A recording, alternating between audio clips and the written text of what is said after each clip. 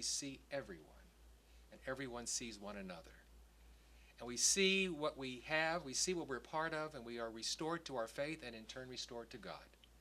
And the fast of Yom Kippur gives us some commonality. There's nobody rushing out for lunch. There's nobody rushing to go, rushing to leave. When the final blast of the ram's horn takes place this year at 7:35, that is when people will leave, and that's when people will eat. And we do it as a community. Fasting becomes a community builder as well as an act of faith. And that is why Yom Kippur, as hard as it is for me the most beautiful day of the entire Jewish year. Thank you, everyone, once again. I'm very glad and honored to be here to share with you my humble insight about fasting in Islam, and I'm very glad to listen to Bishop Reinhardt and Rabbi Rosen. I'd like to thank them to be here, share their insight, their information about fasting in those traditions. Although there might be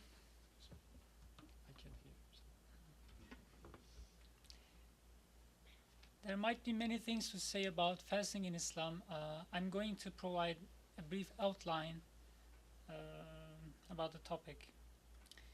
In Islamic understanding, fasting as worship is abstaining completely from any kind of food and drink during the entire daytime, from dawn to sunset, willingly and gladly for the sake of God. It's essentially a demonstration of submission, commitment, and attachment to the Maker of the universe, most merciful, most compassionate. It is a prophetic tradition and a Muslim custom to get up before the dawn to have a meal and express the intention of fasting in praying. This is called sahur, meaning the meal of the late night. Sahur is a sort of mysterious thing among children, Muslim children. They often wish to wake up and participate in the meal. Glorious is the moment of breaking the fast at the end of the day, evening.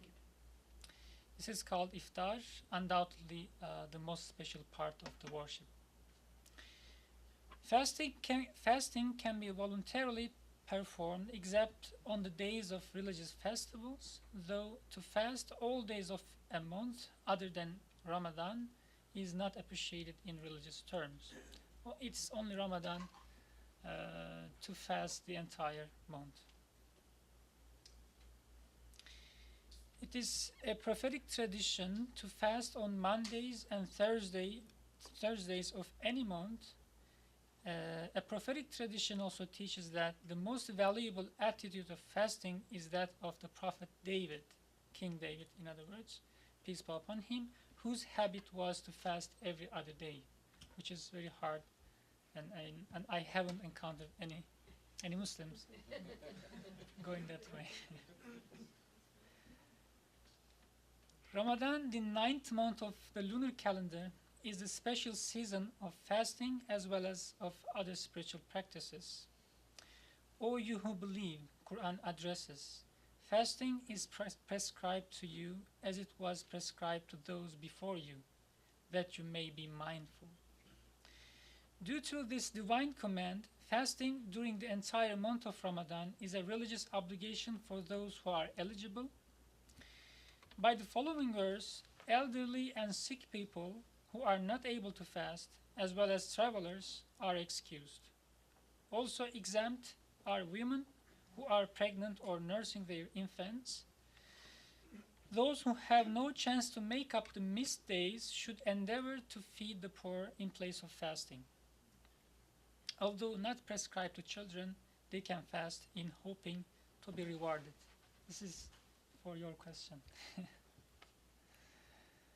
Ramadan is the season of spiritual purification and moral perfection. It is the time to come closer to being a better person by not only fasting, but also pondering on life and death, striving to stop wrong manners, giving charity, helping the needy, sharing with people whatever is possible to share, as well as understanding the Creator in listening to his words and chanting his names. In short, Ramadan is an annual opportunity to be a person who is acknowledged and loved on the earth and in the sky, both in the world and hereafter. In regard to the spiritual and moral dimensions of fasting, Prophet, peace upon him, says, "Whoever does not give up bad speech and evil actions, God isn't in need of his living food and drink." He also teaches that when fasting, one must not get into any dispute. In his words, should someone abuse or fight him, let him respond by saying, "I'm fasting." Besides all spiritual and moral benefits, the most significant wisdom behind fasting, according to a commentary, is to recognize and realize the human position of servitude against the divine position of lordship. Namely, a fasting individual feels that he or she is not able to reach anything to eat and drink unless God creates and allows, then comprehends that he or she is given